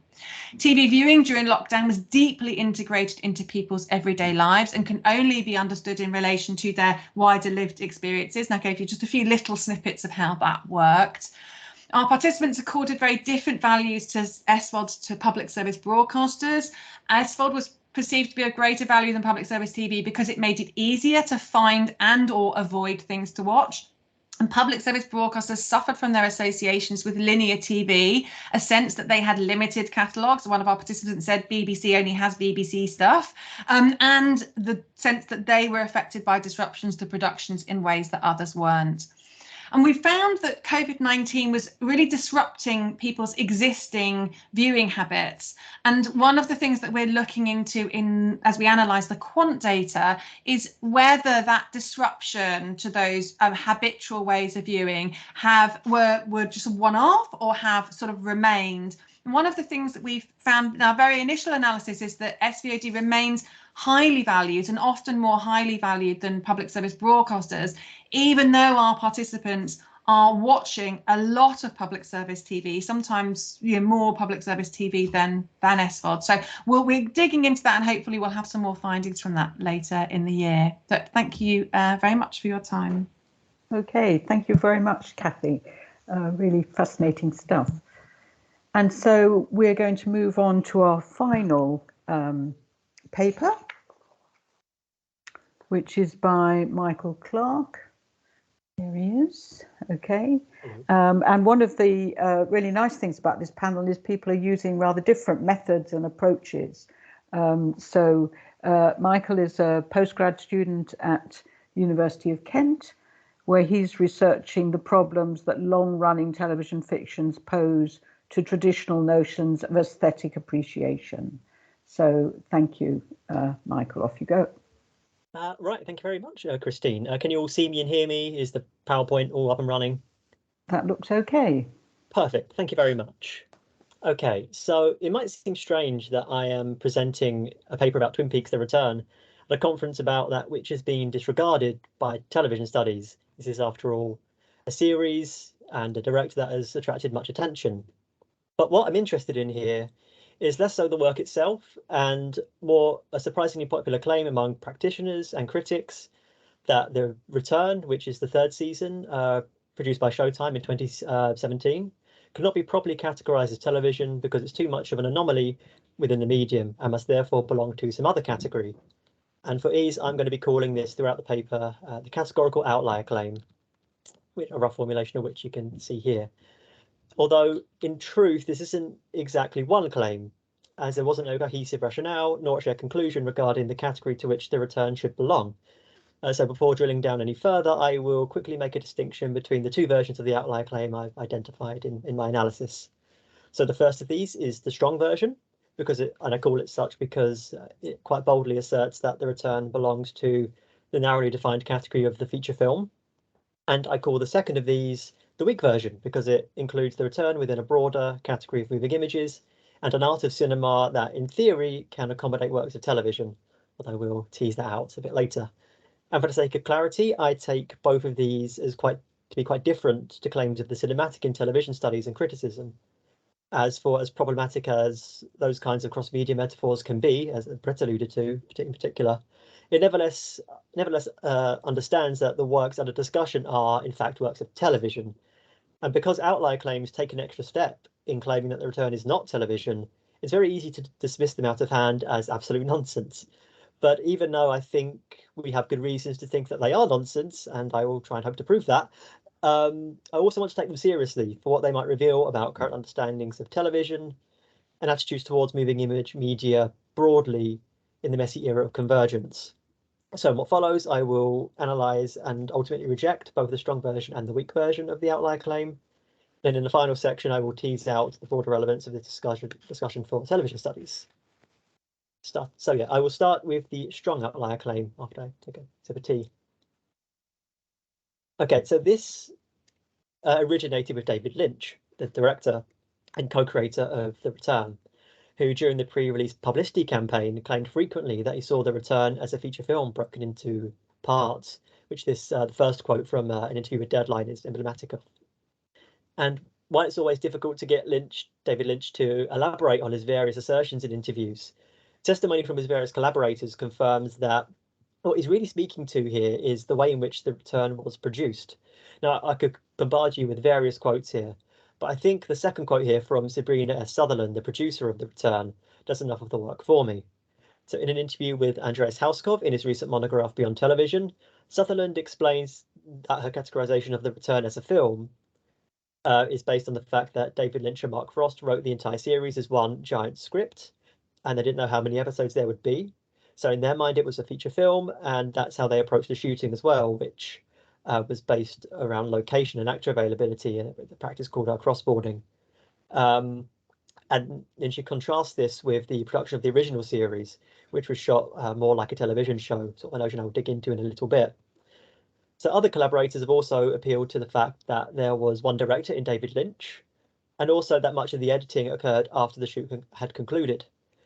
So the claim here is that because The Return was made like a film, and because these intentions were inscribed from the very beginning of the project, it follows that it is actually a film. So I don't think this is, say, speaking to aspects of style or production value. It's more about how the work was made. And for some, this might seem kind of definitive, given that these people made the work. So can we not just accept a strong intentionalist point of view and move on? No, but I should probably offer more than that. So I'll walk through a couple of objections to this. So the first of these is that I think it simply feels wrong, or it's counterintuitive. So regardless of what we might want to argue about the television of it all, we don't just tend to think of feature films as being fragmented or as temporally prolonged in the way that many TV series are, even just many TV dramas are. What we seem to have in mind when we speak of feature films is a singular, bounded, fixed object. So that is, the term picks out a kind of discrete and continuous, non-interactive audiovisual object, one with a screen duration of, say, 40 minutes or more, it is going by Oscar eligibility criteria, and one that's usually intended to be watched in a single sitting, or one viewing if you want to accommodate for, say, like Bollywood films that have an intermission. And it's these kinds of expectations that lead many of us to roll our eyes when we see that the latest blockbuster is yet again somehow nearly 3 hours long. Or as Gabrielle said, no one wants to sit down and watch a 13-hour film. Now, of course, historically, we have film serials, and especially in the current blockbuster marketplace, film series, which might complicate this objection. But I don't think we tend to refer to these as feature films broken into parts. In the case of serials, we have a stable subcategory that allows us to account for these. And in the case of film series, I would say that even the most highly serialized examples, like The Lord of the Rings or the Marvel Cinematic Universe, are comprised of installments with clearly defined temporal boundaries. So these are series of discrete works, not individuated work like a TV series that is prolonged and fragmented. And even in the case of Denis Villeneuve's Dune, which really does feel like half a story, this is something we might want to single out for criticism because it has failed to meet our expectations of the category to which it belongs. So if we drill down more on The Return specifically, the narrow parameters of the feature film as a category would necessarily have us efface important parts of the final work as it was distributed, and importantly, as it was experienced by viewers. So we do have episodes that were compiled in the edit, all of which have an opening and end credit sequence, and there's some variation among the latter, although the majority play out over a musical performance at the Roadhouse Bar, and all begin with a title reading starring Carl McLachlan, which was considered such a deep pleasure of the work that it became something of a meme and can now be found adorning t-shirts, as you can see in this image here. I don't own one, sadly. Relatedly, we have the dual pleasures of episodic repetitions, including these credits, and say the prolonged misadventures of Dougie Jones. We also have episodic ruptures, as evidenced by Part 8 of The Return, which breaks from the standard format and charts an origin story of evil that's quite unlike anything that preceded it in the series at that point. And as the latter suggests, these episodes possessed a degree of thematic unity. It's not simply the case that Lynch put together an 18-hour cut and schematically inserted breaks every 55 minutes. These episodes do make sense in themselves. I don't really have time to flesh this point out, sadly, because of time, but I will defer to the excellent critical work conducted by recappers who responded to each episode on a week-to-week basis and sensitively making sense of what they watched in the gaps between episodes. So I think that objection is just in terms of the work itself. But I think we have broader reasons to object to this kind of strong intentionalist argument that just because David Lynch says so, so it must be. So this is of course something we actually do fairly often, as many practitioners have claimed that their work is really a long movie. So there are a few examples here, although I'm sure I can rattle off more. I'm sure you have some in mind as well. So we have D.B. Weiss and David Benioff of Game of Thrones, By Willimon of House of Cards, and Joey Soloway of Transparent, who are all appealing to a similar logic to David Lynch, that their production of their work was somehow, in some sense, more film-like. And yet their claims have not attracted nearly as much assent as Lynch's. More often they elicit a universal sigh, especially from television critics and scholars who are well aware of the kind of strategies of legitimation that are at play here. And Lynch, of course, has been given a lot more leeway than these showrunners because of his reputation as a maverick and a great artist, as someone exceptional and maybe a genius, as some would put it. But I think our response to these other showrunners brings into sharp relief that authorial testimony has its limits, especially when discussing the category to which a work belongs. And in this sense, I very much agree with Ted Nanacelli, who along with Malcolm Turpey has argued that where categorical matters are concerned, the most relevant intentions are usually manifest in the completed work. And in the case of The Return, regardless of what David Lynch or Sabrina Sutherland thinks, this is a work that structurally looks like a TV series. So if we accept the premise that these showrunners can be wrong in their categorical claims, we might ask what they really mean when they describe their work as really a long movie. And there's a good case to be made here for this being an exercise in branding by way of distinction, that they are differentiating their luxuriantly middlebrow, highly serialized, and so-called cinematic programs from traditional bad, maybe cheap even, televisual objects. And this is the kind of argument that has been frequently made in television studies. I think there's a lot of truth to this, especially in the consequences of these claims. However, I wonder if it's more charitable also to suggest that in terms of their intentions, these showrunners are trying to speak truthfully, but naively and very clumsily, to an experience of producing moving image works amid ever-evolving and converging production contexts. So if we return to arguments made by those involved in the production of The Return, I think what's happening here is a simple contrast between a more traditional mode of American television production, so shooting around episodic scripts, structuring episodes around ad breaks, having multiple directors across a season, and so on, and a production of a kind of self-contained narrative, which in turn is being conflated with the notion of a feature film. To say that a television series is really a movie is to say, for example, it was made with a clear ending in mind and in one go, and that a season was perhaps not written or shot with clearly defined episodes in mind. So my intuition here is that these practitioners simply haven't revised their language to account for the fact that different modes of production are now very much plausible in American television, including those that are ostensibly more movie-like. Their understanding of the practices and possibilities that constitute the medium of television are narrow and somewhat archaic, despite the fact that they're working to expand these possibilities. So I wouldn't necessarily say that the strong outlier claim is evaluative about the work or about television. It is instead a poorly made descriptive claim regarding a mode of production in television. And I will leave that one there and move on to the strong outlier claim, sorry, the weak outlier claim, which takes The Return to be an instance of cinema, which I will elaborate after I hydrate again. Okay, so this version comes more from critics, although I would suggest that the majority were influenced by David Lynch's claims and the understanding cinema simply as synonymous with a feature film. Now, in many ways, this is reasonable, as we often slip between film, cinema, and movies in our everyday speech, without much problem when referring to the category that Noel Carroll refers to as the moving image, which I will elaborate in due course. However, some arguments for the return of cinema didn't rest upon this conflation between film and cinema. And in this section, I will take Cahiers du Cinema's end of 2010 issue as emblematic of this more complex line of argument.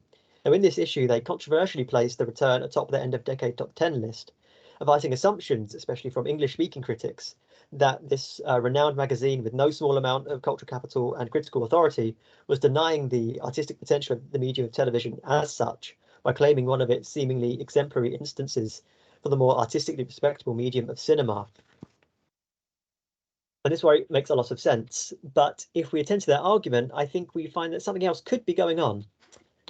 Also, for the record, my French is abysmal, so the analysis that follows wouldn't have been possible without the translation work of Caspar Salmon and the generous funding of that work by the Consortium of Humanities and Arts South East England. So a big thank you to both and many thumbs up. Okay, so when we attend to the arguments of Cahiers' writers, we find that, strictly speaking, they don't deny that The Return is an instance of television. In fact, it might not be entirely fair to describe this as an outlier claim, as the quotes in the bottom half of the slide here demonstrate that they refer throughout the issue to, and they seem to appreciate properly, various aspects of the return that seem to be special to television. Moreover, they always describe it as a series. This is quite unlike the strong outlier claim in this sense, because it doesn't efface these crucial aspects of our experience of the work. So they're not conflating film and cinema at all.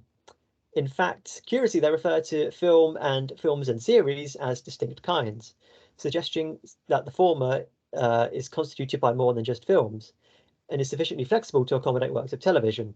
Although I will return to this distinction in a bit. So we might want to ask, in light of this, precisely what cinema is for KAs. So one thing we might be tempted to say is that their account here resembles the category of the moving image as defined by the philosopher Noel Carroll. So to briefly explain, as part of his long-standing crusade against media essentialism, Carroll has tried to loosen conceptual ties between the physical medium of celluloid and the category of cinema, which for him will forestall attempts to evaluate works based on narrow criteria, supposedly dictated by the physical medium. So edicts that a work is good to the extent that it is cinematic. And I'll stress that this is very much in the context of classical film theory from the sort of 20s to 40s. But as a consequence, he has developed a theory that has been articulated several times and with varying degrees of granularity and technicality. But the gist is that the moving image is a transmedia form of expression, a two-dimensional display of images depicting things that are phenomenologically detached from the viewer and which have the capacity for movement. And it follows that this understanding of cinema is broad enough to encompass television. And this is something that Carroll has addressed directly in a chapter that considers the distinctions between film and television. So here he canvasses commonly cited features that have been used to define television, so glance, low resolution image, liveness, flow, and seriality, and he finds them all to be lacking, either contingent, insufficiently general, or not actually specific to television at all. And looking at the first of the two quotes here, he concludes that once one takes a broader view of the possibilities of television, the philosophical difference between film and TV, construed as a matter of contrasting essential characteristics, disappears. But that's not to suggest that he denies that these differences exist. Rather, he takes them to be of critical importance rather than ontological importance. So as we can see in the second quote, he acknowledges that historical differences between film and television need to be accounted for to explain why a work is the way it is, and to evaluate that work correctly. He just denies that these amount to a categorical distinction along the lines of a medium or an art form. And to bring it back to Kaye, and the question of what it means to categorize the return as cinema, it seems that they could be making a similar move in claiming the return as cinema, almost as broadly as an instance of the moving image, while retaining in their evaluation those central features that we understand as special to television. And in some ways, this seems very reasonable enough. There's certainly a degree of elegance to the simplicity here, as it seems to construe cinema in a much more open and potentially inclusive way, and allows us to sidestep interminable quibbling about the nature of mediums. So can we not follow in kind with this? Again, no, but I think we should put more flesh on this bone too. So I just have one main objection here. So whatever we might want to say about Carroll's account, which, as the philosopher Ted Nanicelli has convincingly argued, is not without its own problems, it at least construes cinema in a descriptive and classificatory sense, picking out a class of thing and the traditions for making those things. Kaye's writers aren't thinking so neutrally, though, even if they give the impression that they might be. So when introducing the issue, Editor-in-Chief Stéphane Delorme distinguishes between works that speak the language of cinema, which know the meaning of mise-en-scène, editing, shots and acting, and those concerned with storytelling, giving spectators and users content, a universe, and information. And throughout, the return is characterized as an audacious personal artwork, quite unlike anything that had been produced for television previously. And it's contrasted against impersonal story products of corporations and the online platforms that encourage their relentless hedonistic consumption and ill-considered valorization. Now, I could say a lot more about this if I wasn't so pressed for time, but I think what motivates this contrast is an anxiety around a perceived devaluation of cinema in the multi-platform era, and also a broader erosion of critical discernment and authority in the face of these changes, but that's something we could potentially talk about in the Q&A afterwards. And for some, this kind of distinction might sound familiar, reminiscent of a stuffy and false distinction between art and entertainment that for so long has kept television off the table for consideration as an artistic medium. And of course, we don't need to think about art in this way. We can, as Carol demonstrates, think of it in a broad, neutral, classificatory sense. But Delorme's emphasis on accomplished, purposeful, moving image aesthetics posits cinema as an art form in an honorific sense. As Tetanacelli puts it, this view holds that something is a work of art by virtue of it possessing a higher level of aesthetic value. So cinema for Cahill then is an evaluative category, which explains the distinction between works of cinema and between films and series. There are just films that don't meet the requirements and TV series that can. But categories that supposedly do the evaluative work for us are always lacking, as Carol has warned elsewhere, as they usually rely on an ossified and essentialist idea of a medium and prescribe a very narrow set of possibilities for success within that medium. Okay, so there we have it. A claim that The Return is a film because it was made like a film, and a claim that The Return is cinema because it's good. And though I only feel like I've scratched the surface with both, I hope that I've given a satisfactory account of their motivations and deficiencies. By way of conclusion, I would quickly like to offer a couple of reflections on what this might mean for television studies. So the first of these is that this case study is just a microcosm of a broader trend. As the allusion to HBO in the title of my paper indicates, branding TV as somehow extra televisual is nothing new, and television studies has litigated this thoroughly. But as I suggested earlier when sketching the difference between outlier claims and the cinematic, the rhetoric has evolved and become stronger, as boundaries between film and some television seem to become blurrier. There seems to be at least one of these cases a year. So Christine, for example, has written really well about small acts for the CST blog. And we can also think of, say, WandaVision, OJ Made in America, and particularly at the moment, Obi-Wan Kenobi, along with several others. And a certain kind of television fiction is as respectable as it ever has been. But as television scholars, I think we need to stay alive to the rhetoric that diminishes television generally by way of distinction. And I also wonder if this can encourage us to be clear about what television is. Now, in this paper, I've argued that we have good reason to deny categorical outlier claims for The Return, but I haven't actually made much of a positive argument for it as television, despite making some gestures towards this. I have somewhat conveniently left the question of what is television bubbling under the surface. That's because this question, though it's at the very centre of our field, is notoriously difficult to answer definitively. And that's and in many ways, I think that Carol is right to say that most previous attempts to characterise the medium have been insufficient. And in response to this, there has been a tendency to be pluralistic about the various kinds of television and various specificities of television. And this is very much admirable. There's also been a tendency to characterise television in terms of what seems to be new and radical and novel, partly because it's exciting and partly because this is a reality of academic publishing. You've got to stay on the vanguard. But I also wonder if this encourages a lack of precision and in a sense enables these kinds of outlier claims, which at least have a clear sense in mind of the categories they're discussing. And I think Tetanacelli and Anthony N. Smith have recently given admirable accounts of media specificity that don't fall into the trap of essentialism.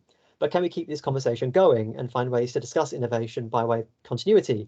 Can we situate and appreciate The Return within a vibrant history of television? And conveniently, I have run over time, so I will leave these questions tantalizingly open. Very good. And here's bibliography, and thank you all for your attention. And thank you very much for your paper. Yes, so we've sort of gone round not in a circle exactly, but some of Gabriel's concerns about definitions and power, definition of quality being a matter of power, I think have been very, very relevant throughout. So let's get our panel back up together. Let me try and find the participants thing. And I hope that some of you at least have got some questions or comments that you'd like to raise in what has been a very fruitful panel. If not, I shall start banging on about small acts. So you won't need to put a stop to that, really. Okay. So anybody got a hand to raise a hand if you would? There's a question in the chat, Christine. Oh, well, just half a sec. Let me deal with the person who's actually put their hand up. So, because who's put their? It's Varna, I think. So. Okay, it's Varna, sorry.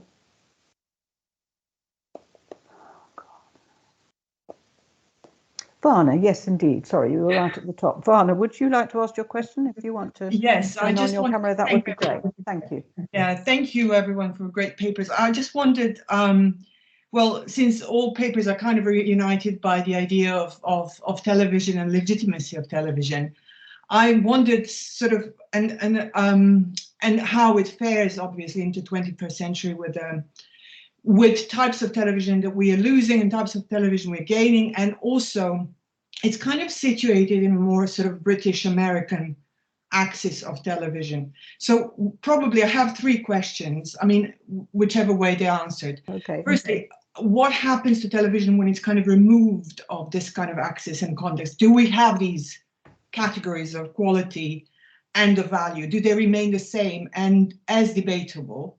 And also vice versa, what happens when we have the imports? What happens to imports in relation to quality, whether they're cheap, whether they're on PSB or networks, general networks, HBOs, whichever. And the third question I have, which I think kind of Brett and Catherine both brought up, is the idea of cheapness and also the difference between PSB and sort of more streaming media platforms that maybe, I don't know, bring the question of liveness again to the fore. And so I wanted to just check how whether liveness can be considered valuable and quality, and if so, in what context? Okay, thank you for that. Gabriel, can I invite you to kick off on this, perhaps commenting on the international nature of the debate that you're entering into in relation to Brazilian television? Does it matter that it's HBO and Netflix that are bringing this stuff in? Yes, that's a very nice question, because I guess we have different perspectives on, for example, prime time, that is some kind of quality. For example, to speak to on my experience, in Brazil, we have in prime time, we have soap operas, novellas, right? Yeah. That's kind of different from soap operas. And that's the prime time. That's what it's on television at 9, from 6 to 11, with some news in the middle. So there are different contents that are gonna see as prime time or quality. But at the same time, we are very impacted. We have this influence from the United States with, I guess that's why I comment on these terms of quality and prestige in terms of hegemony, because I guess the United States tend to put themselves in the center of the world, trying to mediate how the world is going to appreciate TV series or content that's the real key for their power in the last century. And I guess there is influence on, if in Brazil people, because even if we have prime time translated in soap operas and novellas, we see it as prime time, there are still people who are gonna say soap operas are not that good. The good thing is Game of Thrones, the good thing is The Crown. I think even when we compare Netflix and HBO, there's a big difference in terms of quality and prestige, because Netflix wasn't able to achieve this prestigious status as much as HBO has done it. I don't know what else to say. Okay, I get that's fine. Okay. Thank you very much. So, would anyone else like to come on in relation to what Varna has been asking? And one of the things I think interesting, Gabrielle talking about in the Brazilian context being centered around the sort of hegemony of the US, and I think that that is partly at play in the comments of our participants in our research, who are valuing SVOD services that are American services. They are from the US, they're North American, and so there is this sort of, there is a kind of value position that then puts UK, that is kind of, you know, reignites those debates about Americanization and those concerns. And what worries me is that then that is then turning up in policy debates around Britishness. And, you know, Oliver Dowden, the Cultural Secretary in the UK, saying, I mean, they're almost certainly going to say that, you know, the BBC and its license renewal will need to produce distinctly British programming in some way. And then what we lose in that is something that, like Jemana is saying, our participant, who is a British Pakistani woman, who is really valuing the fact that she can find Pakistani soap operas on YouTube or other streaming, sometimes illegal streaming sites, or Bollywood films on Netflix. And I think so much of that gets lost in that sort of Americanization debate, and that does really worry me. And the other thing I'll just quickly say in terms of Varna's question about liveness and things like that, I didn't really have the space to talk about some of the other genres. And one of the things that was really striking is that our participants talked quite a lot about the importance of the genres we would associate with traditional broadcast television, soap operas, light entertainment, quiz shows. One of our participants called Filler TV, but spent so much of his time watching and was a really kind of important part of their viewing, but they don't value it in the same way. So they very much, the sort of discourses of value that Gabrielle and Brett and Michael were kind of talking about, they have seeped through into the way that certainly our participants were talking about and understanding their everyday practices. So they don't have a language to value, to talk about the value of certain kinds of programming, even when you're asking them about their practices, they are clearly very valuable to them. That makes sense. Okay. Yeah. Okay. Brett, yeah.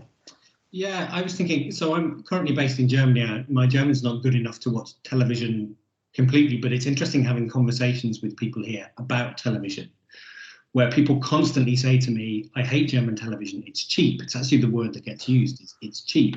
And actually, to me, watching German television, it doesn't look aesthetically any different. But obviously, as an outsider, there's a whole set of kind of cultural meanings and class-based meanings that I can't read, which I kind of find fascinating. And without overstating this, it's interesting the ways in which British television, American television a bit, British television I think more, but that might just be because people are talking to a British person, so they're being polite, does have a kind of connotation of quality attached to it. I don't want to overstate that completely, but the BBC is understood as something. And obviously in Germany, with a very strong public service broadcasting tradition, still understands BBC stuff kind of quite differently. And the extent to which, while in Germany, people want to talk to me about Midsummer Murders, I kind of find fascinating, which again, I'm not in any way suggesting they understand it's quality television, but I get a sense it's read at as of a higher quality than it's read in Britain. I won't overstate that, but there's something about the Britishness that does that. Varna, thank you for raising the issue of liveness as well, which is interesting. Michael's kind of a discussion there about the ways in which, you know, the relationships between film and television. And obviously liveness is one of the defining characteristics that film does not do. Even though you can go to cinemas and watch live broadcasts of football matches, and if you're doing that, you go, am I watching a film here? Am I watching television? What is happening here? And the only thing I was going to note was what's interesting about that was the ways in which newer, that we probably need to stop calling them newer platforms, which weren't based on liveness, started doing that. So YouTube obviously does live stuff. You also have live stuff on Twitch, but recently Netflix, which has a long history of stand-up stuff, has said it wants to try doing live stand-up. So this interesting idea that we have these supposedly disruptive technologies which establish themselves and then not quickly actually, eventually end up moving back to very traditional forms of what we call old television. And so it'd be interesting to see if that works on Netflix, because obviously to watch the live, you have to pick a time. And the whole point of Netflix is that you don't have to. So it'd be really interesting, actually, Kathy, to see what happens with your viewers if they see that as something weird in terms of Netflix, or whether actually it takes Netflix in a very different direction. Okay, thank you. Michael, any thoughts on the French cahier seeing an American TV as film and what that means? Does the nationality of it matter as much as Lynch as an auteur kind of thing, or is that not important? So I think it's mostly the latter. It's David Lynch. I think they've named, several of his works as the best of whatever year or decade. I think it's more of an auteurist line of argument. Although curiously, I mean, it's something I didn't really get to discuss. I mean, my paper was originally going to be about half an hour long, I think, but had to cut quite a bit. But I'm really interested in the distinction between so films and series and cinema, and the idea of like content, and how I think a lot of TV, and including what's regarded as quality TV, is regarded as just a sort of a vehicle for like narrative information rather than anything like aesthetically valuable. And especially in this, I guess, sort of traditional kind of cinephile context, that I think the notion of quality TV or prestige TV is sort of greeted with an eye roll. At this point, it's such a codified genre and such a very clear, I don't know, grab for prestige or whatever, or just such a, I guess it's almost like Oscar bait, you know. It's sort of a very clear set of codes for making something that should be prestigious and awards worthy. But I think after a certain point we become comfortable and start to acknowledge what these codes are, and it becomes a lot more transparent. And I mean, I think with quality TV, this has been the case for decades now. I mean, you know, this has been litigated for like a couple of decades at this point. And I think it was Sarah Cardwell who wrote like about sort of 15 years ago that quality TV is just a genre. It's just a way of doing things. It doesn't really have anything to do with the also quality. the reverse is the case, that you can apply different quality criteria to different genres. They aren't going to be the same. Absolutely. I mean, Brett gave us a really neat mise-en-scène account of Richard Osman's House of Games. Absolutely. Yeah. So the argument I'm making is that quality TV as a genre is quite narrow. Yeah. You know, it's a very sort of narrow set of conventions for making a TV show that is supposed, or TV drama specifically, I would want to say, that is somehow, I get middle brow, respectable, some cognitive challenge in there potentially, but you know, I don't know if that's an answer. Okay, but I'm going to ask Clara. Has got her hand up? If you'd like to ask your question. Hi, thank you. I think Elke Weisman was. It's all right. I'm chairing this, so I can choose. Okay, thank you. Thank you, everyone, for amazing papers. It touches my research, actually, so I'm like really happy and very inspired. Thank you, Brett Mills, for that tweet about The Crown, because actually I'm working on the paper about it for a conference that I'm leaving for tonight, so very immediate. And what I've been reading about a lot lately, and what I want to ask about is really the connotation that quality or cinematic should mean expensive and that very lavish look, you know, and what did Charlotte Bransdon says about the quality and expensive look. And actually Hannah Andrews, she writes about cinematic that it maybe more speaks about the production conditions than like style in itself. And it if we consider that this expensive look should be linked to quality and cinematic, it again like creates essentialist ideas about these media, because we have films that are made for like $1,000, maybe more today, but a big part of cinema is based on this low budget production. And on the other hand, some television, which can be expensive, doesn't necessarily mean it's quality. Like there are some dramas that are very spectacular, but you wouldn't call it quality or cinematic. So what do you think about this idea that quality and cinematization is linked to the production values, and how to approach it? Is it a good idea indeed to see quality or cinematic as something based in production, or is it another dangerous path to essentialism? Okay, thank you. I think some of the papers have indeed addressed that a bit. Brett, do you want to start us off on this? Yeah, okay. Part of my problem with those terms is that I think you just teased some of that out there, I genuinely don't know what's meant by them when they're used. If somebody calls something cinematic, I sort of do, and I sort of don't really know what it means. But it's interesting because it's fascinating the language you use there about production. So production values is another one that gets used, and I get confused because doesn't everything have production values of a particular kind? And so I think this is what I was trying to get at with the cheap TV stuff, is that it feels to me like there's forms of programming, though it exists in other forms of culture. I could say the same about art and about novels and so on, that seems keen to say to you, look at our production values. Here is a thing we are offering to you. Whereas I think what I was trying to say about something like House of Games is, for what it is doing, it absolutely has perfect production values. There's kind of pointless spending £1 million an episode on that program. And actually it is, I would argue to my death, it's a beautifully made program.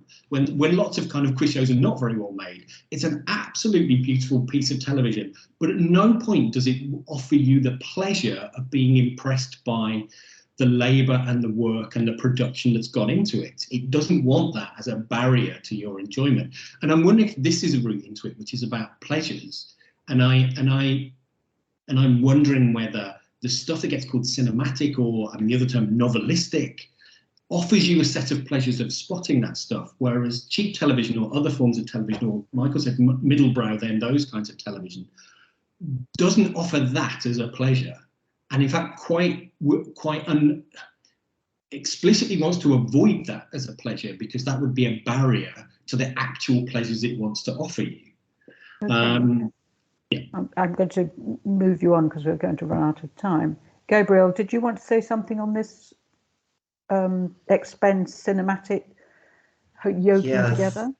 Because I guess Brett Mill's presentation touches in the subject in a very good way when you divide the meanings of this cheap that is elaborated through the economic value of the production, but also this cheap as a word for some kind of aesthetic, because I think both are connected in terms of quality and prestige. For example, when Clara is talking about some movies that are made for television or made for cinema, but with cheaper budgets, we can, for example, you can have Adam Sandler's movie and it's going to be made with $3 billion. And even though it is possible that it's not going to get you this prestigious or quality status, because it has other layers of meaning of this cheap, of what is around the narrative, around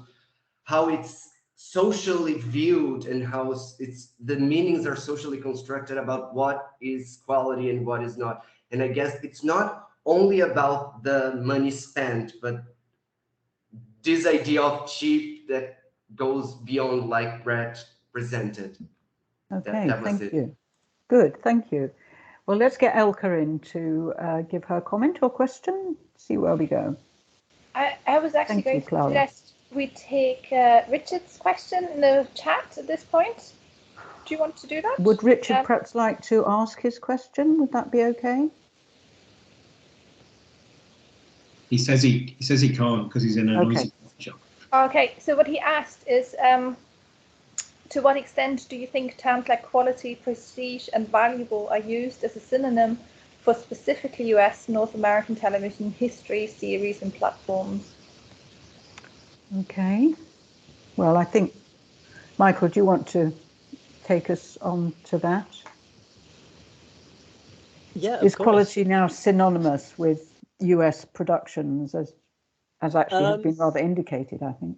I think in a generic sense, yes. I mean, like, I don't think that's not to say that American shows are more valuable, but it's just, I think the kinds of shows that are used to discuss these ideas are usually American, and that's had an influence, I think. I think you can see sort of European and other production contexts trying to mirror this kind of aesthetic. So, say in a German context, Dark feels very much like I mean, I would describe it to people as what if J.J. Abrams made a David Lynch show? It's very much playing with American kinds of codes and conventions. And I guess it's just this, to my mind, it's increasingly becoming a way of doing things, which I don't think we need to substitute for the only way of doing things and the only valuable way of doing things. It's just, I suppose, again, I sort of keep going, at least my comparison in my head for quality television as a genre or a mode is Oscar bait. It's this kind of mode of filmmaking or moving image production that is sort of looks lavish or subscribes to a particular idea we have in mind of quality, but it's actually not potentially what people value. It's just one way of doing things. Okay, but that does imply that it's something that, as Brett said, can be seen on the screen, as it were. Kathy, were your viewers seeing these kind of programs as being valuable because they looked in a certain way, or because they were made in a certain way? I think for us, it was all about feeling, right? So especially in the second wave of the research that we did, the COVID wave, it was about how things made them feel.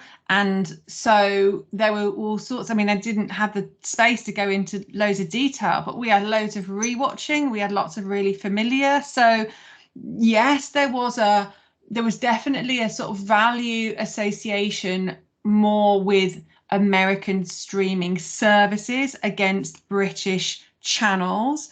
But in terms of the kinds of programs that people talked about, I would not say that was the case at all. And I actually feel like the lockdown gave people a sort of space to appreciate things in a different way. So we had people talking about doing Miss Marple reruns, or Jemana watching the quiz shows with her family. The quiz shows was a stepping stone to movies on Netflix and then Bollywood films. So, I think there was an appreciation for all sorts of different kinds of television.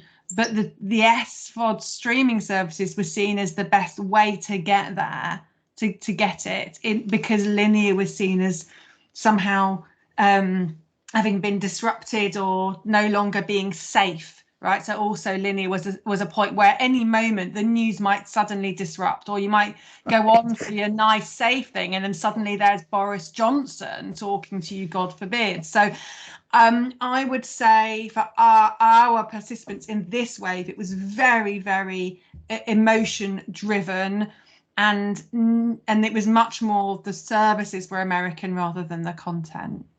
Right. Okay. Thank you. Brett, you were talking about how these quality shows make you feel as actually uncomfortable as a viewer. Do you want to say a little more about that, and perhaps people in our audience might like to respond to that? Yeah, it's really, I mean, I just don't, there's a lot of those programs I don't find pleasurable, and there's something about a look connected to them. I do worry now that I've got to the point, because I've got so frustrated with these debates in television studies, that I bring a set of prejudices to those kinds of programs before I even start watching them, and that I'm in a contrary way deciding that I don't like this kind of stuff. But there is also something about the pleasures of them, and I find it frustrating when people kind of say to me, "Oh, this drama series is great. You only have to watch 23 episodes and you'll get into it." I don't want to spend 23 hours before I start enjoying stuff, and I don't think that makes me somebody with a short attention span. And so but clearly these programs do give sets of pleasures to kind of other people, and that's what I sort of find very, very difficult. So this is what's interesting to know whether other people sort of do. But now when I flick through Netflix, there's kind of a visual style to that, to the kind of, you know, the menu screen and the way things look that I genuinely find off-putting.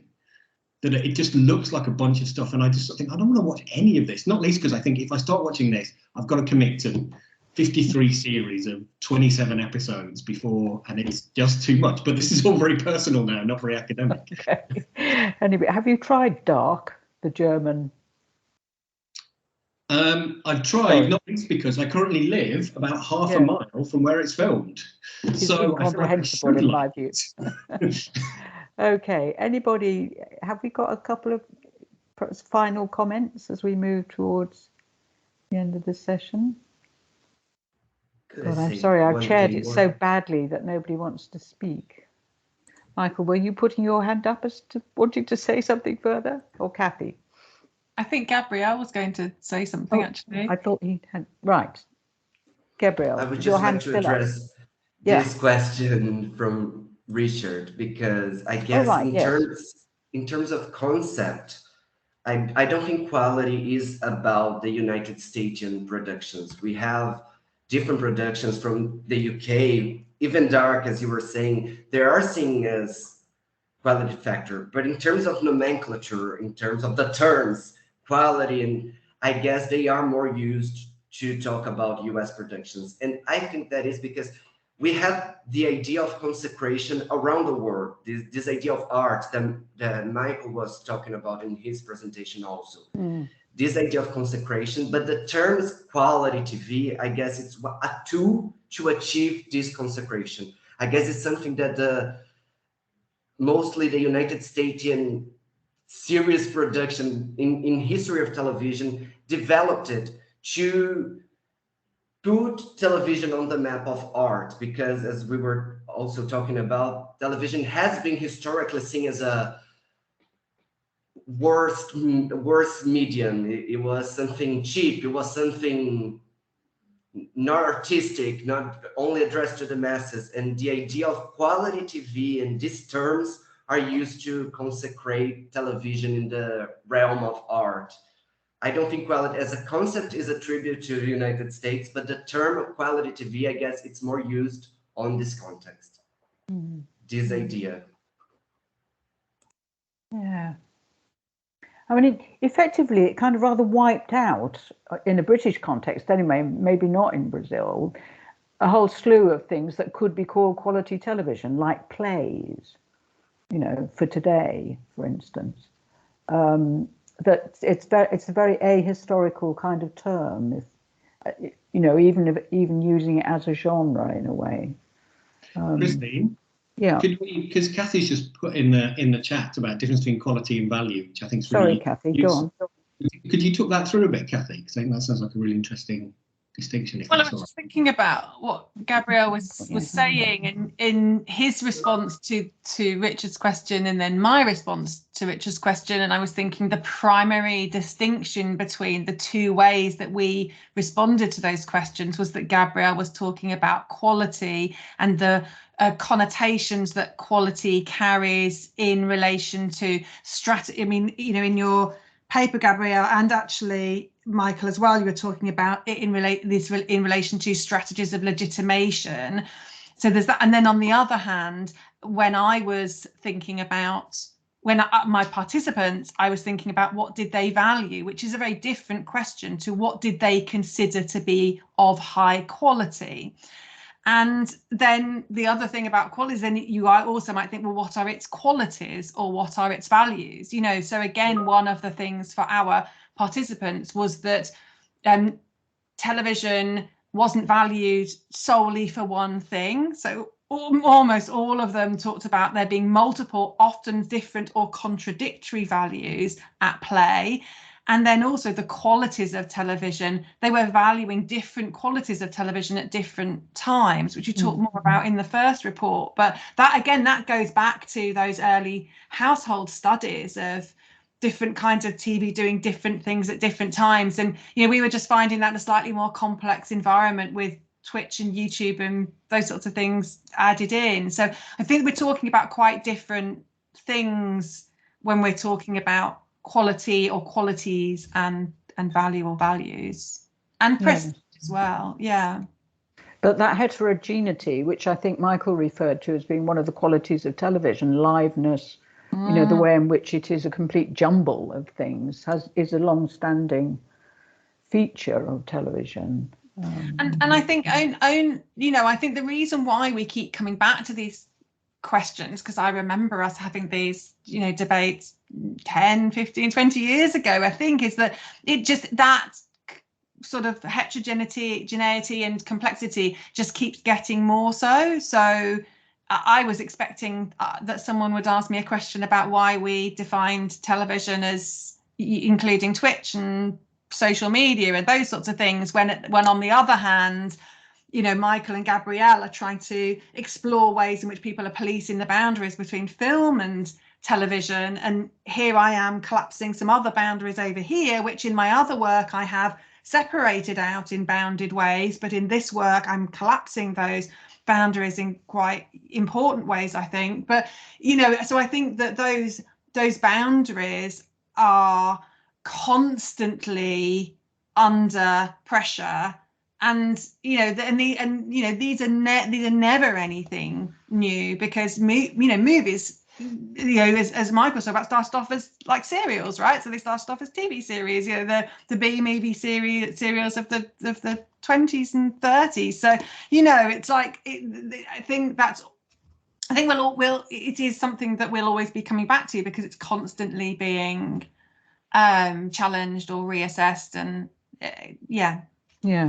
Although I think your work reminds us really valuably of how individuals control those boundaries, if necessary, just by putting on Netflix and watching whatever it suggests to them. Yeah, which exactly. Isn't quite the same. Okay. Okay, we've gone over time. I'm really grateful to the panel members for such really interesting papers which spoke to each other in slightly unexpected ways in some senses. So